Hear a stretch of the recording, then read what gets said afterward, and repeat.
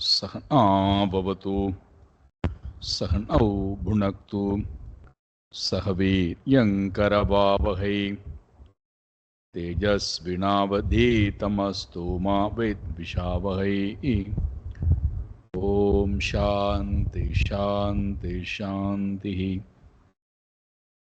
हरि ओम श्री गुरुभ्यो नमः। हरि ओम। सच्चिदानंदरूपाय विश्वोत्पत्त्यादिहेतवे तापत्रय विनाशाय श्रीकृष्णाय वयं नमः। जन्माद्यस्य यतोऽन्वयात् इतरतश्चार्तेष्वभिज्ञस्वराट् तेने ब्रह्महृदाय आदिकवये मुह्यन्ति यत्सूरये तेजो वारिमृदां यथा विनिमयो यत्र त्रिसर्गो मृषा धाम्ना स्वेन सदा निरस्तकुहकम् सत्यं परं धीमहि। कैतवोऽत्र परमो निर्मत्सराणां सतां वेद्यं वास्तवमत्र वस्तु शिवदं तापत्रयोन्मूलनं। श्रीमद्भागवते महामुनिकृते किं वा परैरीश्वरः सद्यो हृद्यवरुध्यतेऽत्र कृतिभिः शुश्रूषुभिस्तत्क्षणात् निगमकल्पतरोर्गलितं फलं सुखमुखातमृतद्रवसंयुतं पिबत भागवतं रसमालयं मुहुरहो रसिका भुवि भावुकाः। नारायणं नमस्कृत्य नरं चैव नरोत्तमं देवीं सरस्वतीं व्यासं ततो जयमुदीरयेत्। देवीं सरस्वतीं व्यासं ततो जयमुदीरयेत्।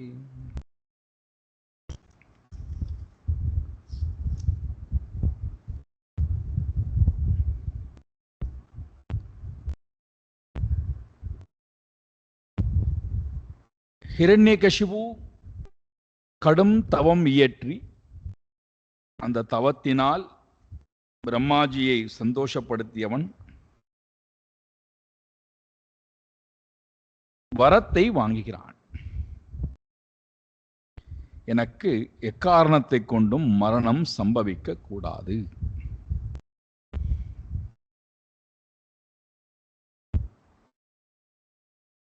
எல்லா பக்கத்திலும் என்னென்னலாம் மரணத்திற்கு காரணமாக இருக்குமோ அத்தனையும் சொல்லி மிருகத்தினால், நாகத்தினால், பஞ்சபூதங்களினால், மனிதர்களால், தேவர்களால்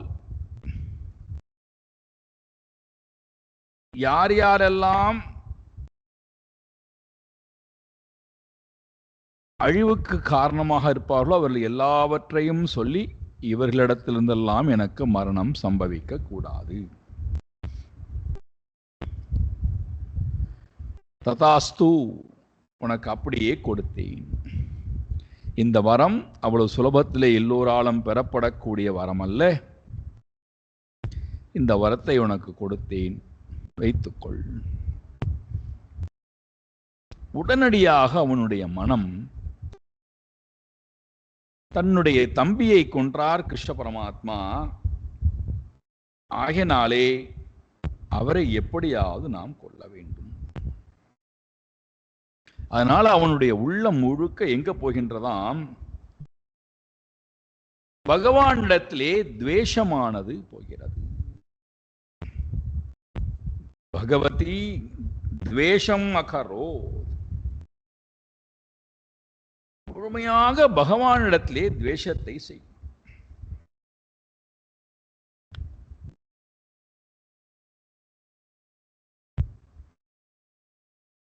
அதனுடைய வெளிப்பாடு என்ன?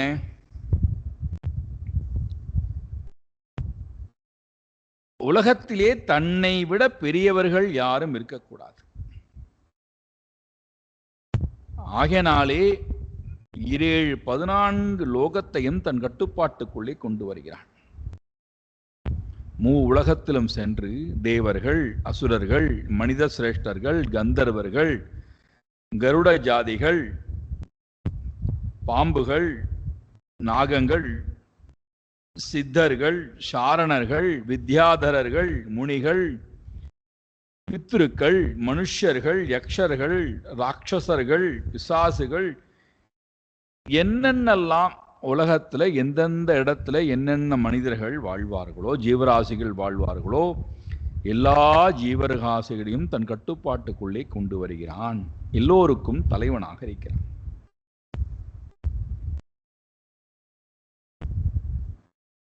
திக்பாலகர்களோடு சேர்ந்து அவருடைய பதவியும் இவன் அனுபவிக்கின்றான், அவர்களுடைய பதவியும் அபகரிக்கின்றான்.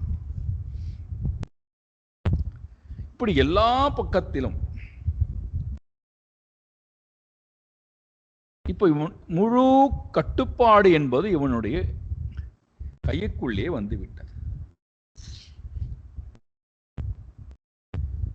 இந்திர பதவியிலிருந்து ஆரம்பித்து அத்தனை பதவிகளும் கட்டுப்பாட்டுக்குள்ளே வந்துவிட்டது.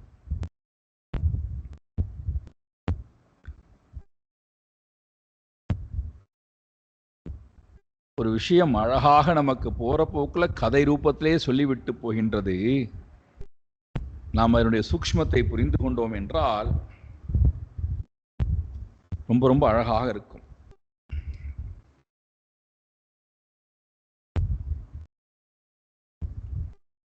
அசுர சுபாவம் படைத்த ரஜோகுணம் தமோகுணமானது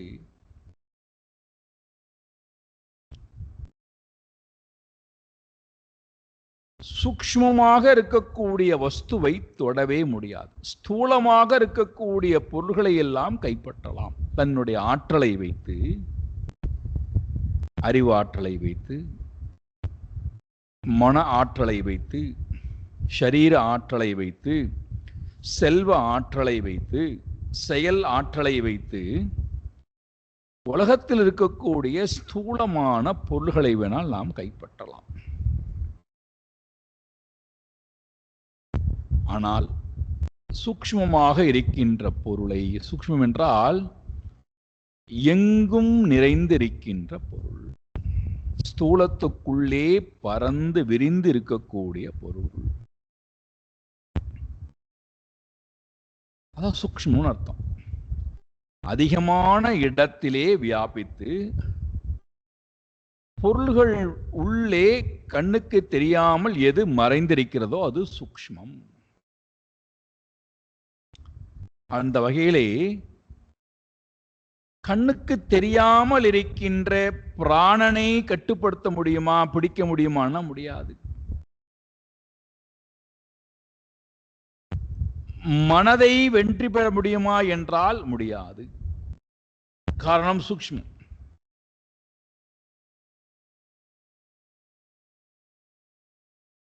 மனதையே இவனால் கைப்பற்ற முடியாத போது மனதுக்கும் மனதாக இருக்கின்ற இறைவனை இந்த குணத்தினால் பிடித்துவிட முடியுமா என்றால் முடியவே முடியாது. அதனால தான் எவ்வளவு விஷயங்களை நாம் உலகத்திடத்திலிருந்து இதை பெற்றுவிட்டேன், இதை அடைந்து விட்டேன், இதெல்லாம் எனக்கு கிடைத்து விட்டதுன்னு சொன்னால் கூட மனதில் ஏன் ஏதோ ஒன்றை பெறாத ஒரு வெறுமையானது இருக்கிறது என்றால் மனதுக்கு தேவைப்படக்கூடியது உலகத்து விஷயங்கள் அல்ல, மனதுக்கு தேவைப்படக்கூடியது பிரம்மானந்தம்.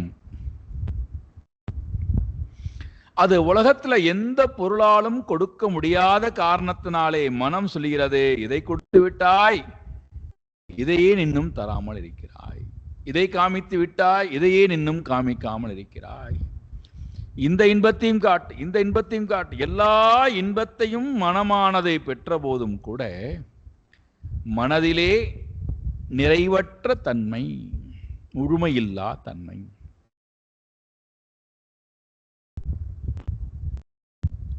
அதனால்தான் இன்னும் பெற வேண்டியவை இருக்கிறது, இன்னும் பெற வேண்டியவை இருக்கின்றது என்று நாம் இடைவெளி விட்டுக்கொண்டே போகிறோமே தவிர எல்லாவற்றையும் பெற்றுவிட்டேன், பெற வேண்டியதை அனைத்தையும் பெற்றுவிட்டேன் என்று மனமானது முற்றுப்புள்ளி வைப்பதற்கு தயாராக இல்லை. நம் காலையிலே பார்த்ததை போல நம்மை தொடர்ந்து பிரவൃத்தியிலேயே வைத்திருக்கும் தன்னை படைத்தவை. நிவிருத்திக்கு ஒரு காலத்திலும் இந்த குணமானது அழைத்து கொண்டு நம்மை வராது.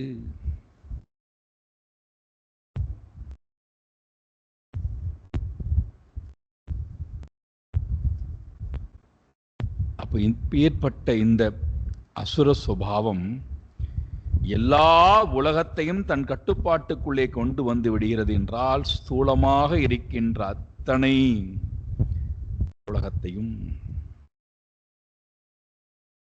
அந்த அந்த ரஜோகுணம் தமோகுணத்தினால் எல்லா சூக்ஷ்மத்துக்கும் சூக்ஷ்மமாக இருக்கக்கூடிய இறைவனை பற்றக்கூடிய தகுதி அதுக்கு இருக்கின்றதா என்றால் இல்லை.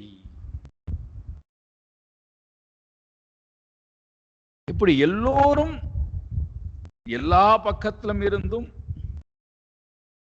ஹிரண்யகசிபுவுக்கு கப்பங்கட்டுதலிலிருந்து ஆரம்பித்து, சேவகம் புரிதலிலிருந்து ஆரம்பித்து ஓடோடி வந்து எல்லாம் செய்கிறார்களாம்.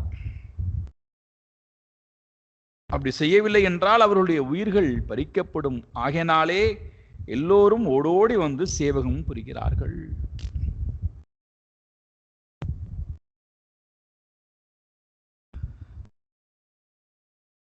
இவ்வாறு ஒரு பக்கம் தபோபலம், இன்னொரு பக்கம் செல்வ வளம், இன்னொரு பக்கம் தனக்கு இருக்கக்கூடிய ஆற்றலை நினைத்து தான் இறக்கப் போவது இல்லை, தனக்கு மேலே யாரும் இல்லை என்கின்ற அந்த செருக்கு எல்லாம் சேர்ந்து அவனை என்ன செய்ய வைத்ததாம்? ஏவமைஸ்வர்யமத்தஸ்ய திருப்தஸ்ய உச்சாஸ்திரவர்த்தினஹ காலோ மகான் வ்யதீயாயே பிரம்மசாபமுபேயுஷஹ. ஐஸ்வர்யம், அதனால் ஏற்பட்ட ஐஸ்வர்யம் அத்தஸ்ய, ஐஸ்வர்யத்தினாலே ஏற்பட்ட மதம், மனதிலே கர்வமானது வந்துவிட்டது. ஆகையினாலே திருப்தஸ்ய, அதனால் யாரையும் வணங்காதவனாய், எது ஒன்றையும் வணங்காதவனாய், சாஸ்திர வர்த்தினஹா, சாஸ்திரத்தை பின்பற்றி வாழ வேண்டியவன் சாஸ்திரத்திற்கு விரோதமான வாழ்க்கையை வாழ்கின்றான்.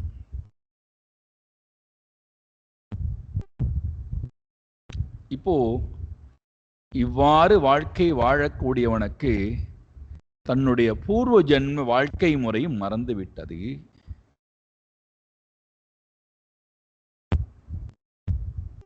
பூர்வ ஜென்மத்திலே ஜெயன் விஜயனாக இருந்தவன் நாரத மகரிஷியினுடைய சாபத்தினாலே அவன் இங்கே வாழ்ந்து கொண்டிருக்கின்றான்.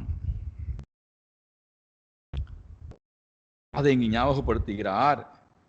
பிரம்ம சாப உபேயுஷா, சனகாதி முனிவர்கள் அவனுக்கு சாபம் கொடுத்திருக்கிறார்கள். அந்த சாபமானது அவனை இவ்வாறு வாழ வைத்திருக்கிறது. அதனுடைய வெளிப்பாடாக மகான் காலகா வெதியாயே, நெடுது காலங்கள் போய்விட்டதாம். நெடுது காலம், மகான் காலகா, எண்ணிலடங்காத காலங்கள். இவர்கள் கர்வத்துடன் பகவானிடத்திலே துவேஷம் கொண்டவர்களாய் அதிகமான காலத்தை வீணாக கடந்து சென்று விட்டார்கள். இப்போ எல்லோரும் தன்னுடைய இயல்பான வாழ்க்கையை வாழ முடியாத நிலைக்கு தள்ளப்பட்டவர்கள். இறைவனிடத்திலே போய் பிரார்த்தனை செய்கிறார்கள். நாராயணனிடத்திலே சரணம் அடைந்து அச்சுதம் சரணம் யயு.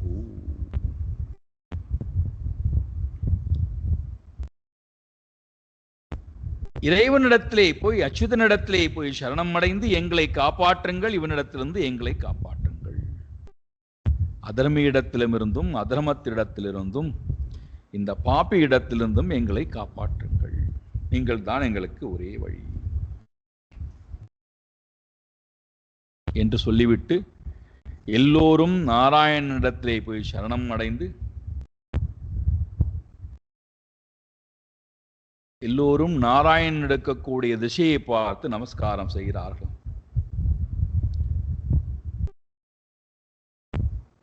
பகவான் சொல்றார், என்னை சரணம் அடைந்து விட்டீர்கள், ஆகையினாலே மா பைஷ்ட விபுத சிரேஷ்டாஹ சர்வேஷாம் பத்ரமஸ்துவஹ மத்தர்ஷனம் ஹி பூதானாம் சர்வஸ்ரேயோபபத்தயே. பகவான் உடனடியாக அவர்களுக்கு என்ன பண்றாராம்? அபயஹஸ்தத்தை கொடுக்கிறாராம்.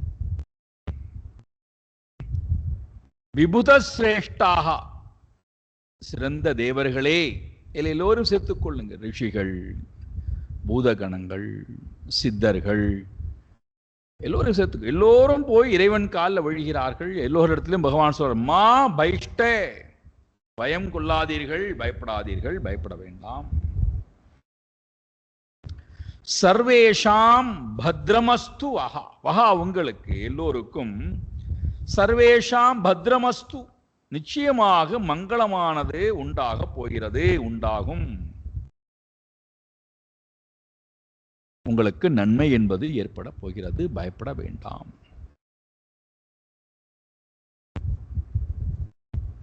காரணம் என்னவென்றால், மத் தர்ஷனம் ஹி பூதானாம், என்னுடைய தர்ஷனம், என்னை யாரெல்லாம் தரிசிக்கிறார்களோ, பார்க்கிறார்களோ, யாரெல்லாம் என்னுடைய அறிவுரையை கேட்கிறார்களோ, அந்த பிராணிகள் அத்தனை பேரும் சர்வஸ்ரேயா உபபத்தையே, அவர்களுக்கு எல்லா வகையிலும் ஸ்ரேயஸ், மேன்மை என்பது அவர்களுக்கு நிச்சயமாக உபபத்தையே உண்டு பண்ணப்படும், கிடைக்கும்.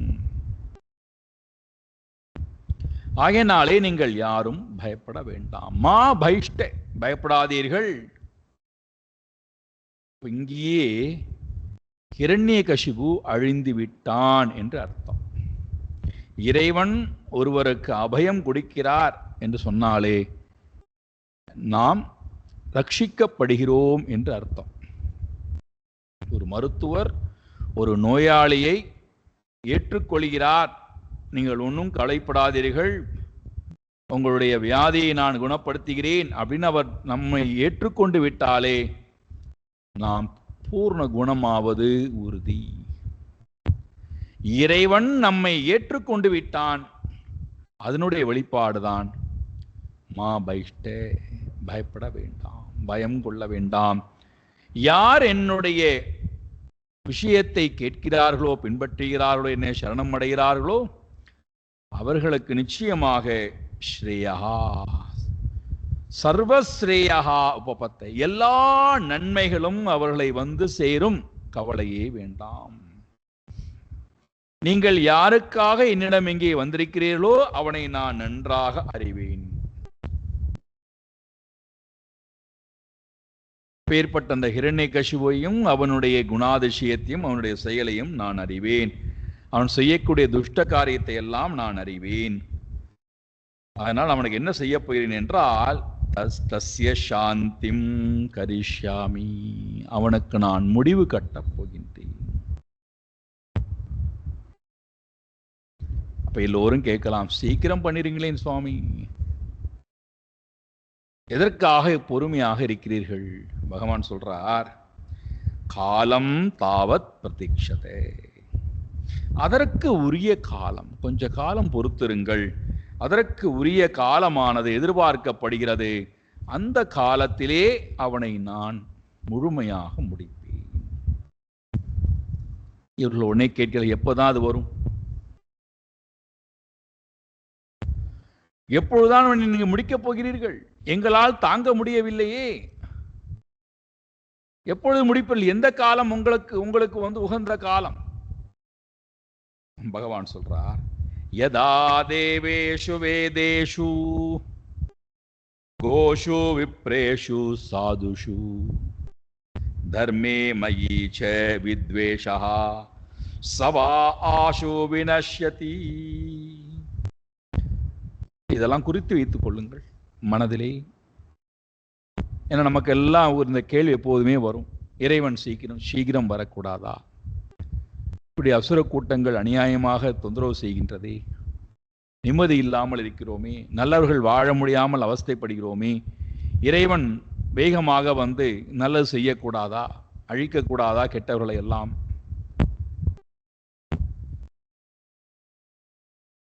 அவரவர்களுக்கு என்று இந்த உலகத்திலே புண்ணிய பலன் என்றும் ஒன்று இருக்கிறது, பாப பலன் என்றும் ஒன்று இருக்கிறது.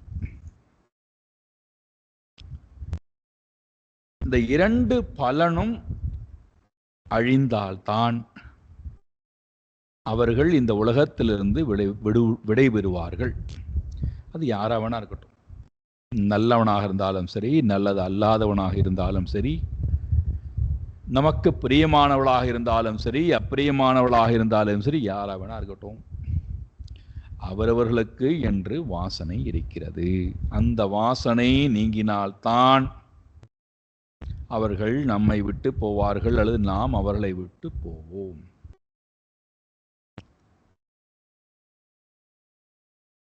நமக்கு ஏத்துக்கக்கூடிய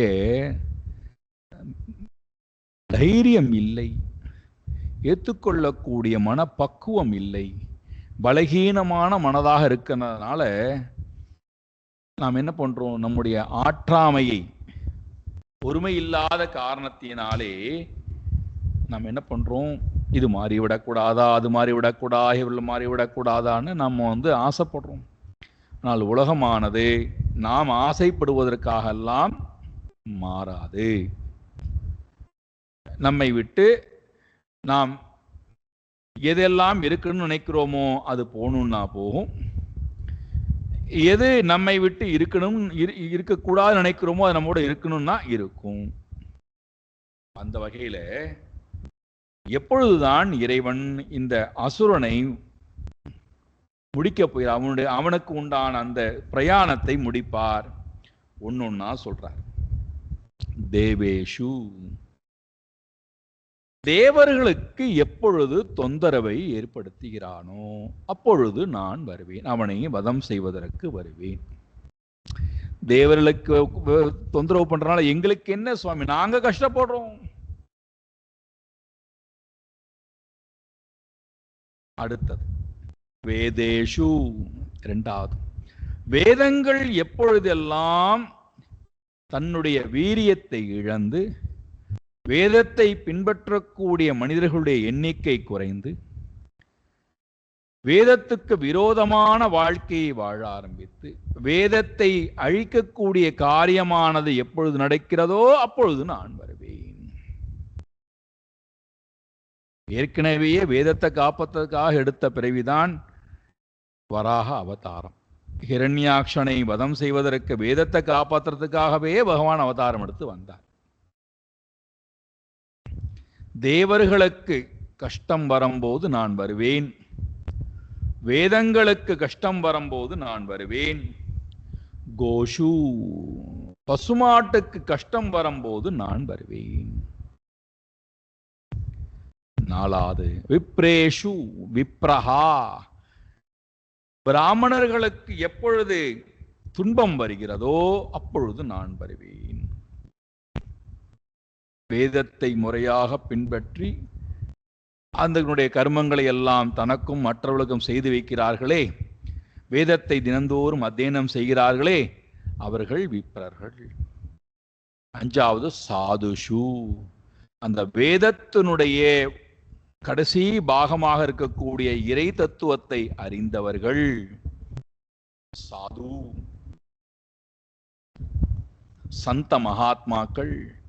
இறைவனை தவிர உலகத்திலே வேறு எதுவுமே உயர்ந்தது அல்ல என்று வாழ்ந்து கொண்டிருக்கக்கூடிய அவர்களுக்கு துன்பம் என்றால் நான் வருவேன். இதெல்லாம் எங்களுக்கு பிரயோஜனம் இல்லை சுவாமி. சாதுக்களுக்காக நீ வந்தால், பசுமாட்டுக்காக நீ வந்தால், மனிதர்களுக்காக நீ வந்தால், விப்ரேஷு அந்தணர்களுக்காக நீ வந்தால், வேதங்களுக்காக, தேவர்களுக்காக, எங்களுக்காக வரமாட்டாயா? அடுத்தது சொல்றார் தர்மஹா. எப்பொழுது எல்லாம் தர்மத்திற்கு குந்தகம் வருகிறதோ அப்பொழுதெல்லாம் நான் வருவேன். இதெல்லாம் போட்டும் வேதத்திற்கு, தேவர்களுக்கு, பசுமாட்டிற்கு, பிராமணர்களுக்கு, சாதுக்களுக்கு, தர்மத்திற்கு, இது எல்லாவற்றுக்கும் குந்தகம் வரும்போது, அழிவு வரும்போது, இதையெல்லாம் எப்பொழுது ஒருவன் வித்வேஷா வெறுக்கின்றானோ அப்பொழுது நான் வருவேன். அதெல்லாம் போட்டும் மயீச்ச அபி, என்னிடத்தில் எப்பொழுது அவனுக்கு வித்வேஷா வெறுப்பானது வருகிறதோ அப்பொழுது நான் வருவேன். மயீச்ச வித்வேஷா சவா ஆசுஹு வினஷ்யதி, அப்பொழுது அவன் நிச்சயமாக ஆசுகு விரைவாக சீக்கிரமாக அழிக்கப்பட வேண்டியவனாக இருக்கிறான். அப்பொழுது நான் வருவேன். மறுபடியும் நம்முடைய மனசுல கேள்வி வரும், இதெல்லாம் எங்களுக்கு ஒரு லாபம் இல்லை சுவாமி, எங்களுக்கு கஷ்டம், இப்பொழுது எங்களுக்கு கஷ்டம். நீ அந்தனருக்கு துன்பம் வந்தா எங்களுக்கு என்ன வந்தது? பசுமாட்டுக்கு கஷ்டம் என்றால் இறந்து விட்டு போட்டு எங்களுக்கு என்ன வந்தது? தர்மம் அழிந்தால் என்ன, இருந்தால் எங்களுக்கு என்ன வந்தது? வேதங்கள் இருந்தால் என்ன, அழிந்தால் எங்களுக்கு என்ன வந்தது?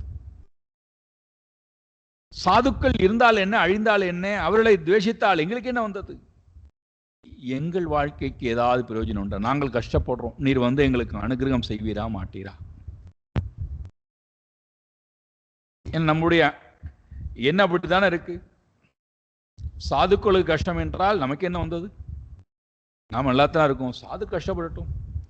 பசுமாடு தினந்தோறும் கோஷாலையில் இருந்து கசாப்பு கடைக்கு போகின்றதே, அழிகின்றதே, அது போட்டு எனக்கு என்ன வந்தது? வேதங்கள் தினந்தோறும் அழிக்கப்படுகிறதே, அழிந்து விட்டு போட்டு எனக்கு என்ன வந்தது? ஒரு விதமான பாதிப்பும் எனக்கு அதனால் இல்லை. நாம் அதை குறித்து சிந்திப்பதும் இல்லை, வருத்தப்படுவதும் இல்லை, அதை காப்பாற்றுவதற்கான எந்த முயற்சியும் நாம் எடுப்பதற்கு தயாராக இல்லை.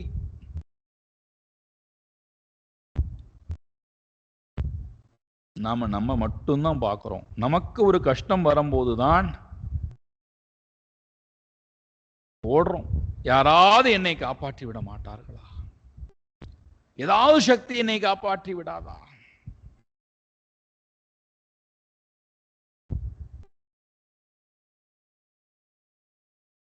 இங்கே பகவான் சொல்றார், மேலே சொல்லப்பட்ட எல்லாவற்றுக்கும் துவேஷம் ஏற்படும் போது அவன் அழிக்கப்பட வேண்டியவன், உடனடியாக அழிக்கப்பட வேண்டியவன். இதெல்லாம் துவேஷிக்க போதும் கூட நான் வேகமாக வரமாட்டேன். பின்ன யாருக்காக நான் ஓடோடி வருகிறேன்? நிர்வைராய பிரசாந்தாய ஸ்வசுதாய மகாத்மனே பிரஹ்லாதாய யதா துஹ்யேத் ஹனிஷ்யேபி வரோர்ஜிதம். நிர்வைராய, அதாவது இங்க வந்து எப்படி அறிமுகப்படுத்துறார் பாருங்கள். பிரஹ்லாதன் அப்படிங்கிற அந்த கதாபாத்திரத்தை எவ்வளவு அழகா அறிமுகப்படுத்துறார் பாருங்கள். அவனுடைய லட்சணத்தை சொல்லும் போது நிர்வைராயே,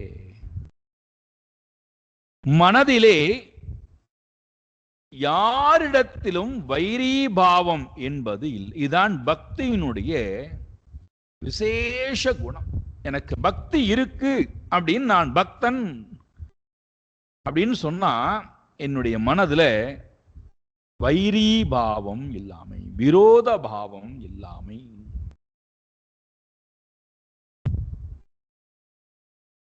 அப்படி வைரீபாவம் இல்லாத, அப்போ நண்பன் வரும்போதுதான் வைரின்னு ஒருத்தன் வரான், மித்ரன் வரும்போதுதான் சத்ருத்தன் வரான். உலகத்துல யார் ஒருவனுக்கும் சத்ருவும் இல்லை, மித்ரனும் இல்லை, நண்பனும் இல்லை, எதிரியும் இல்லை. எதிரி எப்போ வருகிறான் பாருங்கள், அதையும் பார்ப்போம். எதிரி எப்போ உற்பத்தி ஆகிறான்?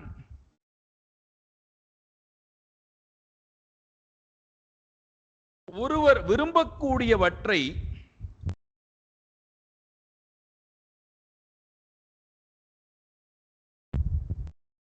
ஒன்றை நான் விரும்புகிறேன், அதே பொருளை மற்றவன் விரும்பி அவனுடைய ஆற்றலை கொண்டு அதை அவன் அடைவதை போல இருந்தால் அவன் எனக்கு எதிரியாக ஆகிவிடுகிறான்.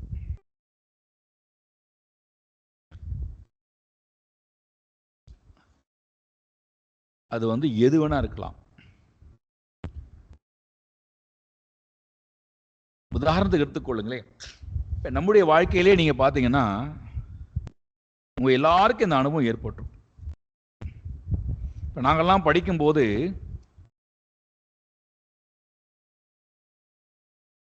நன்றாக படிக்கக்கூடிய மாணவர்கள்,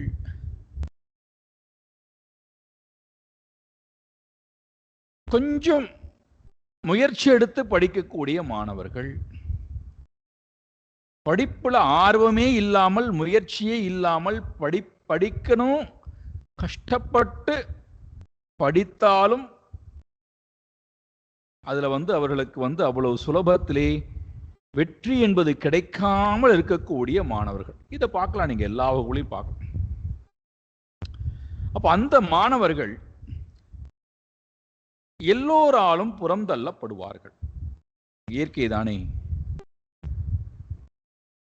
அப்ப அந்த மாணவர் என்ன பண்ணுகிறார்கள்? நம்மை ஆசிரியர் எல்லோர் முன்னாடியும் நம்மை அவமதிக்கிறார், நம்ம வீட்டில் இருக்கக்கூடிய எல்லோரும் நம்மை வெறுக்கிறார்கள், உற்றார் உறவினர்கள் நம்மை ரொம்ப ரொம்ப ஏளனப்படுத்துகிறார்கள், நம்மால் படிக்க முடியவில்லை. அப்ப என்ன பண்ணுவான்? தனக்கு மேலே யார் நன்றாக படிக்கிறார்களோ அந்த மாணவர்களை எவ்வளவு முடியுமோ அவ்வளவு இடையூறு செய்வது. உடல் அளவிலே அவனுடைய அங்கத்தில் ஏதாவது குறைபாடுகள் இருந்தால் அதை சொல்லி அவனை காயப்படுத்துவது. அதையும் அவன் கண்டுகொள்ளாமல் போனானேயானால் அவனை நேரடியாக உடல் அளவிலே தாக்குவது. அதையும் அவன் கண்டுகொள்ளாமல் உதாசீனப்படுத்தி விட்டு போனால் எல்லோரும் முன்னாடும் அவனை வசைபாடுவது. அதையும் அவன் பொருட்படுத்தாமல் போனானேயானால் அவன் புஸ்தகத்திலே எழுதி வைத்திருப்பான் அல்லவா, நோட்புக்கில் எழுதி வைத்திருப்பான் அல்லவா, அந்த பக்கத்தை எல்லாம் கிழித்தல் அல்லது மையை விட்டு அந்த எழுத்துக்களை எல்லாம் இல்லாது செய்தல், புஸ்தகத்தை கிழித்து போடுவது, மறைத்து வைப்பது, ஜலத்திலே கொண்டு போடுவது, அக்னியிலே போட்டு எரிப்பது, இப்படி எல்லா வகையிலும் அந்த மாணவன் இவனுக்கு விரோதியாக ஆகிவிடுகிறான். அவனே தன் மனதுக்குள்ளேயே ஒரு வெறுப்பை ஏற்படுத்துகிறான். இது சிறு பிராயத்திலிருந்து துவங்குகிறது. வீட்டிலையும் பாருங்கள், அண்ணன் தம்பிக்குள்ளே, அக்கா தங்கைகளுக்குள்ளே இந்த வெறுப்பு தன்மையானது மனதிலே. அப்போ தன்னால் ஒரு செயல்பாடு முயன்று செய்யப்பட முடியவில்லை, மற்றவர்கள் அதை செய்கிறார்கள் என்றால் அப்போ மனதிலே தன்னால் அடைய முடியவில்லையே இவன் அடைகிறானே என்று நினைக்கும் போது அவனுக்கு சத்ருபாவமானது மனதிலே உற்பத்தியாகி எதிராளியை சத்ருவாக நினைக்கிறான். இது ராட்சச ஆசுரி சம்பத்தினுடைய தோஷம். நானும் முயல்கிறேன், நீயும் முயலு, ரெண்டு பேரும் சேர்ந்து முயற்சி எடுக்கலாம் வா என்று கூப்பிடுவது தெய்வீக சம்பத். உனக்கு நானும் உதவுகிறேன் அப்பா வா, ரெண்டு பேரும் சேர்ந்து முயற்சி எடுக்கலாம். ஆசுரி சம்பத், ராட்சச சம்பத், நானும் முயல மாட்டேன், நீனும் முயற்சி எடுக்க கூடாது. அப்படி நீ ஒருவேளை என்னை மீறி முயற்சி எடுத்தால் உன்னை நான் வெறுப்பேன், சத்ருவாக பாவிப்பேன், உன்னை நான் எவ்வகையிலெல்லாம் காயப்படுத்த முடியுமோ காயப்படுத்துவேன். இந்த பக்தின்னு ஒண்ணு வரும்போது நீ எதை வேணா அடைஞ்சுக்கோப்பா, நான் அடையாதையும் நீ அடைகிறாயா, அடைந்து கொள். என்னிடம் இல்லாதெல்லாம் உனக்கு கிடைக்கப் போகின்றதா, வைத்துக்கொள். ஆனால் இது எல்லாத்திலையும் அடிப்படை என்னது? நீ எதை அடைந்தாலும் கடைசியிலே உனக்கு என்ன வேணும்? இன்பம் தானே வேணும், சந்தோஷம் தானே வேண்டும். அது நீ தேடக்கூடிய எந்த பொருளிலும் இல்லை, எந்த பதவியிலும் இல்லை, எந்த உறவுகளிடத்திலும் இல்லை, எந்த உடைமைகளிடத்திலும் இல்லை. நீ எதை வேணா எந்த லோகத்துக்கு வேணா போ, எல்லாம் எல்லாவற்றையும் அடைந்ததை பிறகு கடைசியில் நீ வெறுமை என்பதைத்தான் நீ அடையப் போகிறாய். உன்னை நீ அடையாதவரை, இறைவனை நீ அடையாதவரை இந்த வெறுமை என்பது தொடர்ந்து நடந்து கொண்டேதான் இருக்கப் போகிறது, உன்னை துரத்தி கொண்டேதான் இருக்கப் போகிறது. நேரடியாக இறைவனை நீ தொழுது விட்டால், அடைந்து விட்டால், உலகத்துல எந்த பொருளாலும் கொடுக்க முடியாத அந்த நிறைவை, மன அமைதியை இறைவனானவன் கொடுக்கிறான். அதை நான் அடைந்து விட்டேன். அப்ப எனக்கு இந்த உலகத்துல யாரும் நண்பனும் இல்லை, யார் எதிரியும் இல்லை.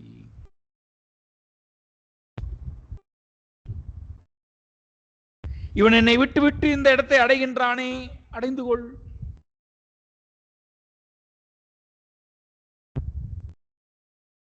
கடைசியில் என்ன வேணும்?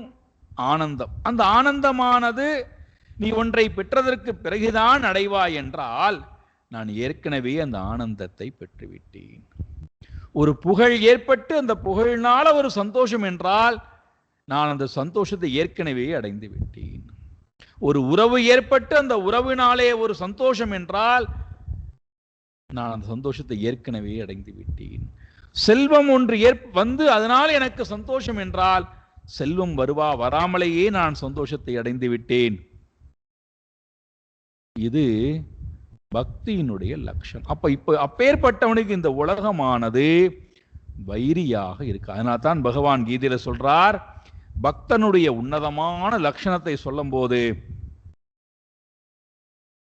யஸ்மான்னோ த்விஜதே லோகஹ லோகான்னோ த்விஜதே சயஹ ஹர்ஷே அமர்ஷே பயஹ உத்வேகைஹி முக்தஹ யஹா சமே பிரியஹா. என்ன அற்புதமான ஸ்லோகம்! பக்தனுடைய பக்தனுடைய கிரேட்டஸ்ட் குவாலிட்டி, உன்னதமான தன்மையை பகவான் சொல்றார். உலகத்தை கண்டு இவனும் வெறுப்பது இல்லை, இவனை கண்டு உலகமும் வெறுப்பது இல்லை. அப்போ அவன் எப்படி இருக்கானாம்? சந்தோஷமும் இல்லாதவனாய், பொறாமையும் இல்லாதவனாய், பயமும் இல்லாதவனாய், கவலையும் இல்லாத, பதற்றம் இல்லாதவனாய், எல்லாவற்றிலிருந்தும் விடுபட்ட சாந்த. அடுத்த குவாலிட்டி உடனே சொல்றார், பிரசாந்தாயே நிர்வைராய பிரசாந்தாயே. பக்தனுடைய குவாலிட்டி வைரி பாவம். அப்போ இங்க வைரி பாவம் என்பது ரஜோகுணத்தினுடைய சுபாவம். ரஜோகுணம் என்பது இந்த பக்தனை பொறுத்த மட்டுக்கும் மேலோங்கி இல்லை. ரஜோகுணத்தில் இருக்கக்கூடிய இந்த தோஷம் அவனை தொடுவது இல்லை.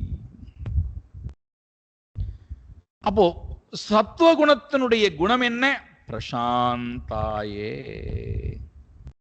மனதில் இருக்கக்கூடிய ஒரு தாபமும் இல்லாதவனாய், பக்தி பக்தன் என்று வரும்போது அவன் எப்படி இருக்கணும்டானா பிரசாந்த தன்மை படைத்தவனா இருக்கணும். அவன் தான் பக்தன். மனதுல எல்லா விதமான அழுக்குகளையும் வலியையும் மனதுல எல்லா வெறுப்பையும் வைத்துக்கொண்டு பலகீனமான மனம் படைத்தவனா இறைவனிடத்திலே போனால் மனம் அமைதி அடையுமானா அமைதி அடையாது.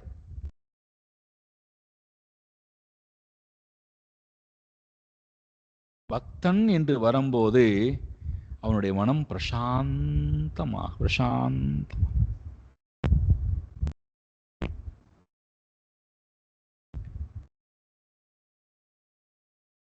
இறைவனை மனம் நெருங்க நெருங்க என்ன அழகான உதாரணம் உபனிஷதம் கொடுக்கிறது.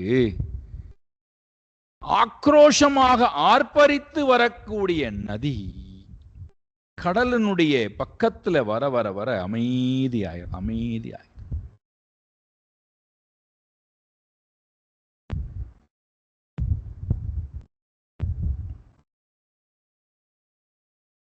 நீங்கள் பாருங்கள், மிருகங்கள் எல்லாம் இனத்துடன் சேர்ந்து போகும்போது அமைதியா போகும், ஆர்ப்பாட்டமே இருக்காது. அது எந்த மிருகமாக இருந்தாலும் இனத்துடன் போகின்ற நேரத்திலே, உறவுகளுடன் போகின்ற நேரத்திலே அமைதியா போகிறார். அதே ஒரே ஒரு மிருகமானது இனத்தை விட்டு வெளியேறி விட்டது என்றால் ஆக்ரோஷம், துவம்சம் பண்ணுகிறது. தன் முன்னாடி எது இருந்தாலும் சரி, யாரு கிடைத்தாலும் சரி, தன் இனத்துடன் மீண்டும் சேருகின்ற வரைக்கும் அது ஆர்ப்பரிக்கக்கூடிய தன்மையை நீங்கள் பார்க்கலாம். மனம் அதே போலதான். மிருக மனமாக இருக்கின்ற வரை அது ஆர்ப்பரித்துக் கொண்டிருக்கிறது, அது தனியாக இருக்கு. அந்த தனியாக இருக்கின்ற மனம் இறைவனுடன் சேர்ந்து விட்டால், தன் இனத்துடன் சேரும். மனதினுடைய இனம் என்னது? மனதினுடைய உண்மையான இனம் இறைவன் தான். பிரசாந்தம் என்பதுதான் மனதினுடைய இனம், மனதினுடைய குணம். அதோட எப்பொழுதுமே சேர்ந்து போனால் பிரசாந்தமா இருக்கு. அதை விட்டு மனமானது வெளியேறினால் அப்போ எல்லாவற்றையும் துவம்சம் பண்ணுகிறது. இந்திரியங்களை, உடலை, பிராணனை, மனதை, அறிவை அத்தனையும் துவம்சம் பண்ணுகிறது. நம்மை போட்டு வறுத்து எடுத்து விடுகிறது.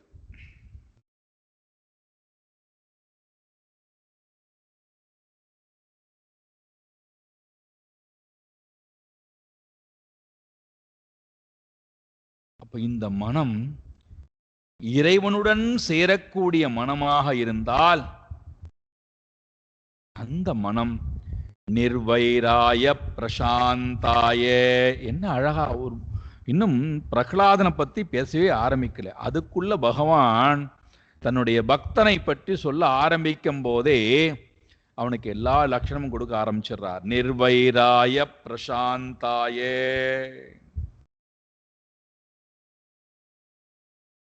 மூணாவது அவனுக்கு லட்சணம் கொடுக்கிறார் பாருங்கள்.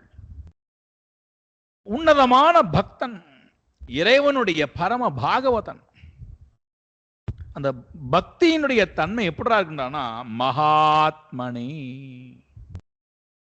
மகத் ஆத்மா. இந்த இடத்துல மகத் ஆத்மா என்றால் பெரிய மனது படைத்தவனாக இருக்கின்றான்.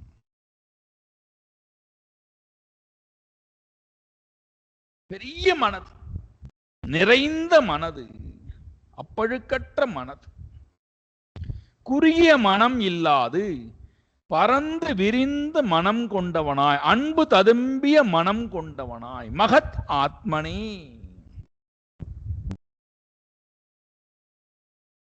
அதனால்தான் திருவள்ளுவர் இங்கு இதை படிச்சிருக்குன்னு நினைக்கிறேன். அதனால்தான் அவர் என்ன எழுதிட்டார்?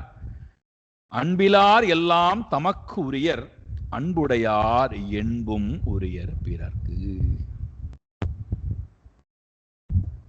தன்னுடைய முதுகெலும்பை கூட ஒருவனுக்கு தூக்கி கொடுக்கக்கூடிய உள்ளம் இருக்குன்னா எவ்வளவு பெரிய மகத் மனம், எவ்வளவு பெரிய மகத்னா பெரியது, உயர்ந்த மனம், உயர்ந்த மனம்.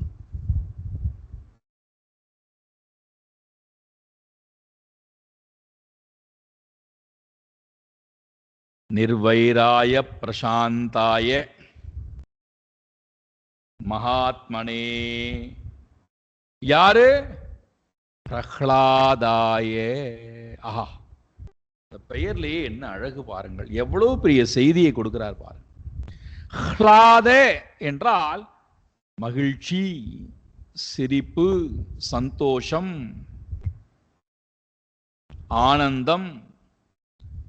இதுக்கு பெயர் ஹ்லாத என்று பெயர். ஹ்லாத முன்னாடி ஒரு பிராவ போட்டார், பிரஹ்லாத. விசேஷமான மகிழ்ச்சியும் சந்தோஷமும் நிறைந்தவன் யாரோ அவனுக்கு பேர் பிரஹ்லாதன் என்று பெயர். அப்போ என்னுடைய மகிழ்ச்சிக்கு உலகத்திடத்தில் எதுவுமே காரணம் இல்லை. காரியம் காரணமா, கரணம் காரணமா, கர்த்தா காரணமா என்றால் 3 பேரும் காரணம் இல்லை. அப்ப என்னுடைய மகிழ்ச்சிக்கு யாரு காரணம்டான்னா சாக்ஷாத் நாராயணனுடைய ஸ்மரணை காரணம்.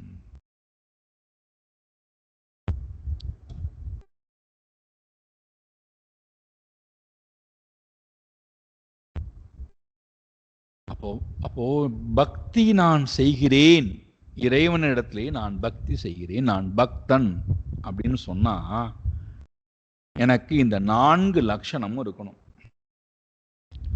நிர்வைராய,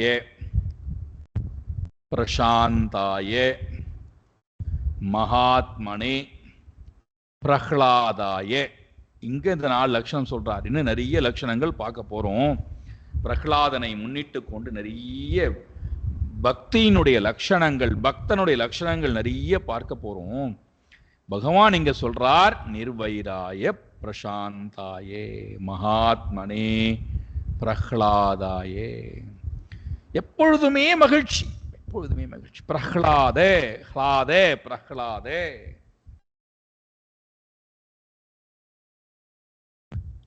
யார் இந்த பிரஹ்லாதன்? விஷ்ணுவனுடைய பக்தன்.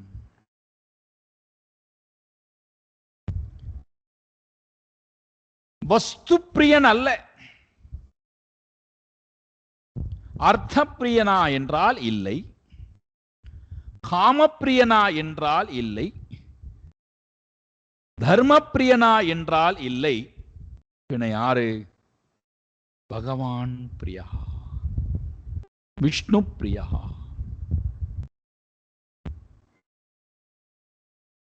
விஷ்ணுவுக்கு ரொம்ப ரொம்ப பிரியமானவன். இவன் விஷ்ணுவுக்கு பிரியமானவன் ஒரு பக்கம் இருக்கட்டும், விஷ்ணுவுக்கு ரொம்ப ரொம்ப பிரியமானவன் பிரஹ்லாதன். அதனால தான் விஷ்ணு சித்தர்னு பெயரான். பெரியாழ்வாருக்கு விஷ்ணு சித்தர்னு பெயரான். ஏண்டான்னா பகவானுடைய சித்தத்துல ஒரு சாரார் இருப்பார்கள். அதுல ஒருத்தர் இந்த விஷ்ணு சித்தர் என்று சொல்லக்கூடிய பெரியாழ்வார்.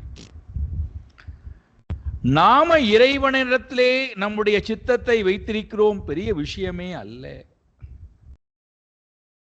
இறைவன் நம்மை நினைக்கிறானா? இறைவன் நமக்காக ஓடோடி வர தயாராக இருக்கிறானா?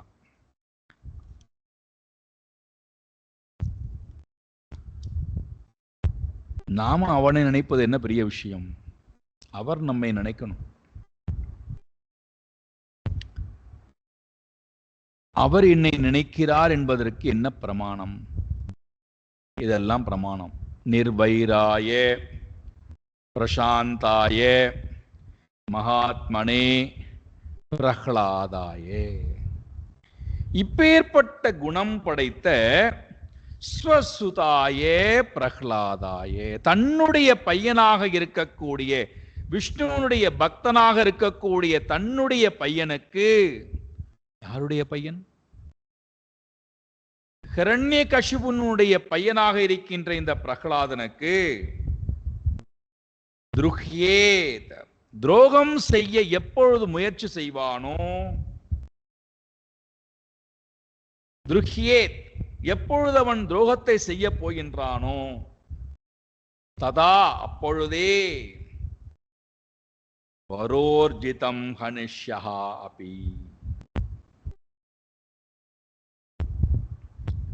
பகவான் இங்க சொல்றார், வரத்தினாலே, பெரும் வரத்தினாலே பலம் உடையவனாக இருக்கக்கூடிய வரஹா வரஹா ஊர்ஜிதஹா ஹிரண்யகசிபு,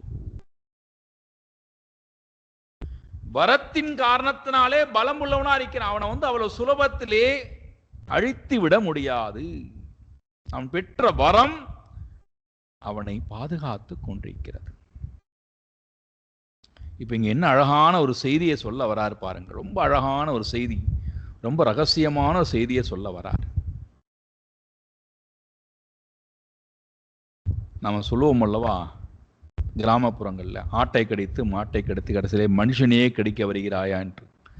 இந்த வரம், இந்த வர பலம் இருக்கின்றதே, அது எல்லோரையும் தன் கட்டுப்பாட்டிலே கொண்டு வந்து விட்டது.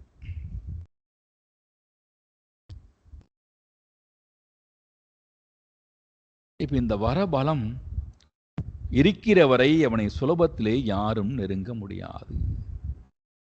அப்ப அந்த வரமானது முழுமையாக அழிக்கப்பட்டு, வரமானது செயல்பாட்டின் மூலமாக கழிந்து போய்,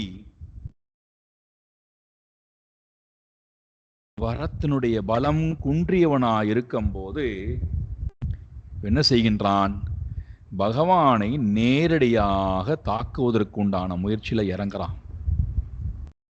பகவானை நேரடியாக தாக்குவதற்கு அவனுக்கு இருக்கக்கூடிய உபாயம் என்னது? பகவானுடைய பக்தனை தாக்குவது. நீங்கள் பாருங்கள், அன்றிலிருந்து இன்று வரைக்கும் நீங்கள் பார்த்தீர்கள் என்றால், மிருகங்களை கூட பாருங்கள். உதாரணத்துக்கு கடல்ல எடுத்துக்கொண்டீர்கள் என்றால், சுறாமீன் மற்ற 2 மீனையும், டால்பின் போன்றிருக்கக்கூடிய மீனையும் மற்ற மீன்களையும் துவம்சம் பண்ணக்கூடிய வல்லமை படைத்தது. பெரும் கப்பலை கூட தகர்க்கக்கூடிய வல்லமை படைத்தது. சிறிய மீன்கள் தனக்கு பலம் கொண்டிருக்கக்கூடிய மீன்களை எல்லாம் வலிமையுடன் தாக்கக்கூடிய தன்மை படைத்தவை. ஆனால் டால்பின் போன்றிருக்கக்கூடிய மீன்கள் இருக்கு பாருங்கள், சுறா மீனிடத்திலுமிருந்தும் தப்பித்துக் கொள்ள முயற்சி எடுக்கும், சாதாரணப்பட்ட மீனிடத்திலுமிருந்தும் தப்பித்துக் கொள்ள முயற்சி எடுக்கும், மனிதனிடத்திலுமிருந்தும் தப்பித்துக் கொள்ள முயற்சி எடுக்கும். தன்னை எப்பொழுதுமே பாதுகாத்து கொள்வதிலேயே தன்னுடைய வாழ்க்கையை வைத்திருக்கும். யாரையும் அது வெறுப்பது இல்லை, யாரையும் போய் காயப்படுத்துவதும் இல்லை. மற்றவர்கள் காயம் கொடுத்தாலும் ஒதுங்கி போகும் ஆற்றல் படைத்தது.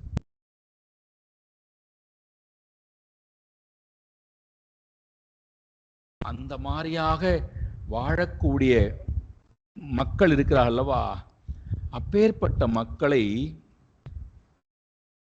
ஆசுரி ராட்சச சம்பத் படைத்தவர்கள் காயப்படுத்தக்கூடிய நிலை வந்தால்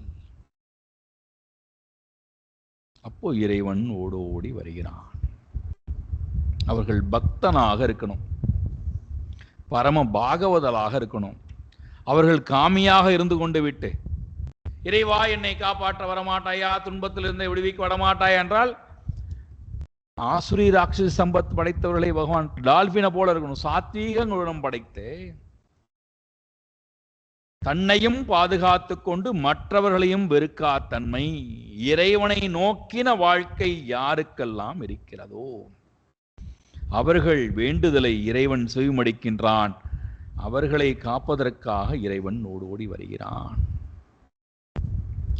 அப்ப இங்க பகவான் மேலே சொல்லப்பட்ட எல்லோருக்கும் துவேஷத்தை காட்டும் போதும் பகவான் வராமல், நிர்வைராய பிரசாந்தாய மகாத்மனே ஸ்வசுதாய பிரஹ்லாதாய துகித்ரு, துஹ்யி திருஹ்யே, எப்பொழுது துரோகம் செய்ய எத்தனம் செய்வானோ ததா அப்பொழுதே அந்த க்ஷணமே பகவான் அங்க இருப்பாராம். எதற்கு? ஹனிஷ்யே, அவனை கொல்லுவதற்காக. அவன் யார்? எப்பேற்பட்டவன்? வரோர்ஜிதம், வரத்தினாலே மிகவும் பலம் உடையவனாக இருக்கிறான்.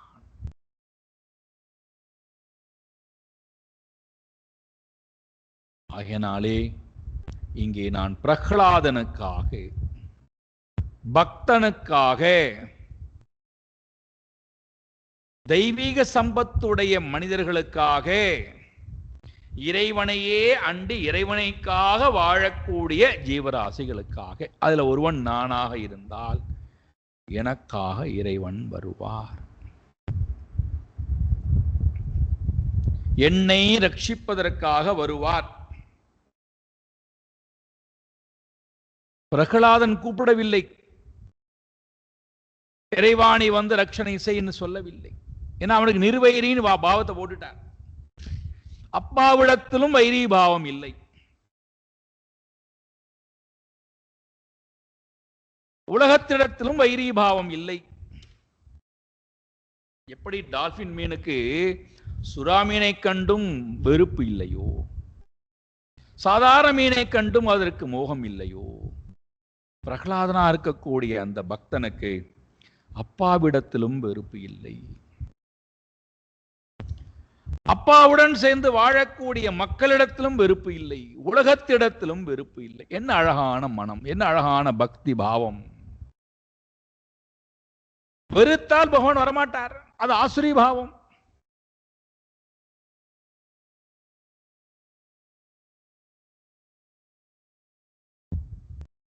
பேர்பட்ட பக்தனுக்காக பகவான் ஓடோடி வருகிறான். நானும் ஒருவேளை பிரகலாதனை போல பக்தனாக இருந்தால், நாங்கள் அப்படி இல்லையே, ஆனால் நாங்கள் பக்தன் நினைத்துக் கொண்டிருக்கிறோமே, ஒன்றும் தப்பு கிடையாது. மனம் எப்பொழுது வேண்டுமானாலும் மாறலாம்.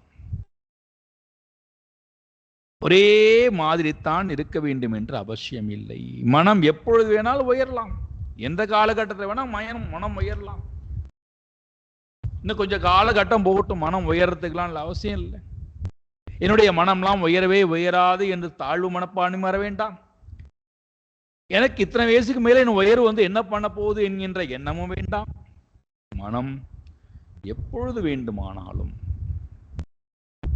திருவள்ளுவர் சொல்றார் அல்லவா, வெள்ளத்தணையது மலர் நீட்டம் மாந்தரதம் உள்ளத்தனது அணையது உயர்வு.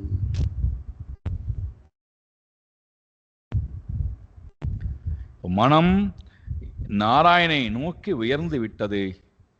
பகவானே நீ வா, என்னை ரட்சணை செய், இரண்யகசிபுவை வதம் செய், இந்த மக்களை எல்லாம் காப்பாற்று என்று பிரகலாதன் கூப்பிடவில்லை. அதான் உண்மையான பக்தியினுடைய சிரேஷ்டம், பக்தனுடைய சிரேஷ்டம்.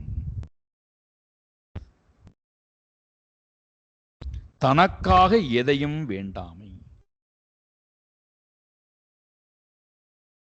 பகவான் வந்தாரா இல்லையா, என்ன நடந்தது? அடுத்த வாரம் வாருங்கள், என்ன நடந்தது என்பதை பார்ப்போம் சொல்றார். அடுத்த வாரம் பார்ப்போம். ஓம் பூர்ணமதః பூர்ணமிதம் பூர்ணாத் பூர்ணமுதச்யதே பூர்ணஸ்ய பூர்ணமாதாய பூர்ணமேவாவசிஷ்யதே. ஓம் சாந்தி சாந்தி சாந்தி. हरि ओम श्री गुरुभ्यो नमः. हरि ओम.